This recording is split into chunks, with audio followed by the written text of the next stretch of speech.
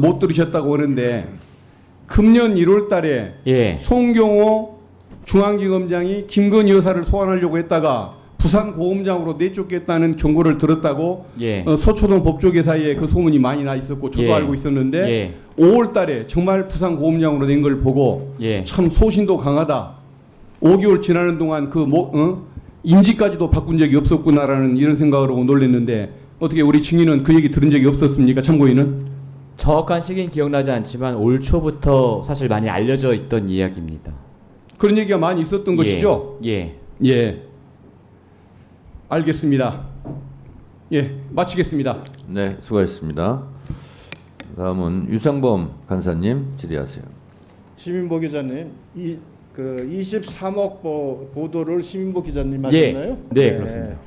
그러면 법원에서 이 검찰에서 낸 종합의견서에 23억이라고 기재되어 있는 부분에 대해서 법원에서 판단한 부분은 또 확인하셨나요? 법원에서 검찰의 의견서 내용을 일일이 판단해서 판결문에 적시합니까? 아니 글쎄요. 그 예. 부분에 대해서 판단한 내용에 대해서 확인하셨나요? 법원에서 원래 안 하는 이해가- 부분입니다. 예. 기소되지 않았기 때문에요. 그러나 예. 자, 부당이득의 구성과 계산 및 근거에 관해서 재판부 및 변호인들에게 명확할 것을 요구하였고 이 전체 금액에 대해서 검사가 기소한 것에 대해서 유형적 부당이득액이 특정되지 아니하며 부당이득액을 산정하기 곤란하다고 해서 판단을 했습니다. 전체 이익액에 대해서 그렇게 판단을 했습니다. 기소도 되지 않은 부분에 대해서 의견을 넣습니다. 말씀대로 자, 검찰이 기소도 되지 않은 사안에 대해서 김건희 여사 모녀가 주식 거래로 23억을 수익을 올린다는 사실을 거기다 종합의견서에 넣는다? 이거야말로 고도의 정치적 행태죠. 기소도 되지 않는데 거기다 왜 넣습니까? 네? 감싸 보세요. 조용히 하세요. 자, 조용히 참 자, 끼어들지 마시고요. 자, 질의 계속하세요. 중간 좀 해주세요. 자, 질의 계속하세요. 중단 안 해줘요? 질의 계속하세요. 자,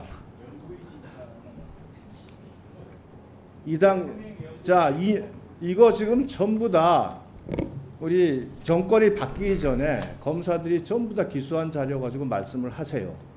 근데 그런데 그렇다면 그 시절에는 열심히 수사를 하셨다면서요. 최선을 다했다면서요. 윤석열 검찰총장 수사지휘권 배제되고 열심히 했잖아요. 그 당시에 그리고 검사들이 무혐의 처분하려는 것을 위에서 처분하지 못하도록 막았다 하는 내용도 확인이 됐습니다. 언론에 많이 나왔고 확인은. 저 개별적으로 질문하지 마세요. 저기 잠깐 발언 중단해 주세요. 저기요. 저기요. 국민의힘이든 민주당이든 조국혁신당이든 지금 질의하고 있잖아요. 근데 개별적으로 그렇게 하지 말라고 제가 몇 번을 얘기합니까? 그거 안 하셨으면 좋겠어요, 진짜로.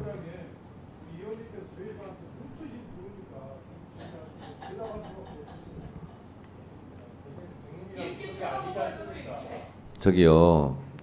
진짜 제가 부탁을 드립니다. 이렇게 되면은요. 진행을 할 수가 없어요.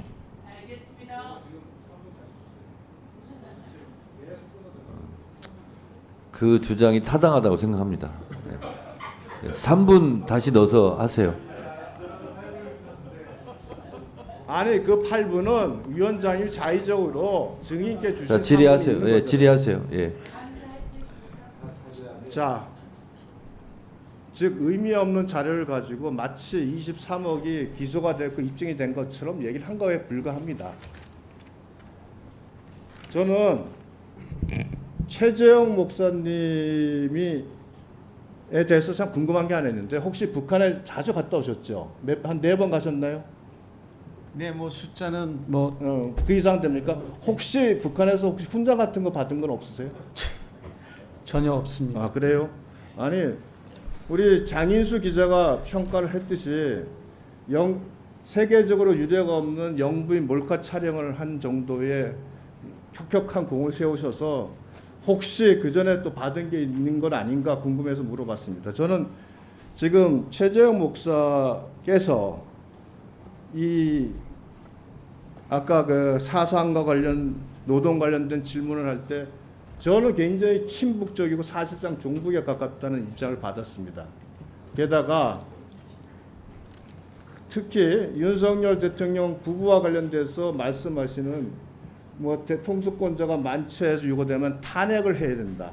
또 뭐 대통령 부부 관계가 없다는 등의 말을 하면서 굉장한 적개심을 느꼈습니다. 그리고 그 과정 속에서 벌어지는 이 일련의 김건희 여사와의 카톡이 좀 공개됐고 접근하고 그 다음에 김건희 여사가 과의 관계를 유지하는 그 과정을 보면서 저는 무섭다는 생각이 들었습니다. 본인 스스로 위로하고 소통하고 공감대를 형성한 게 많다고 했습니다.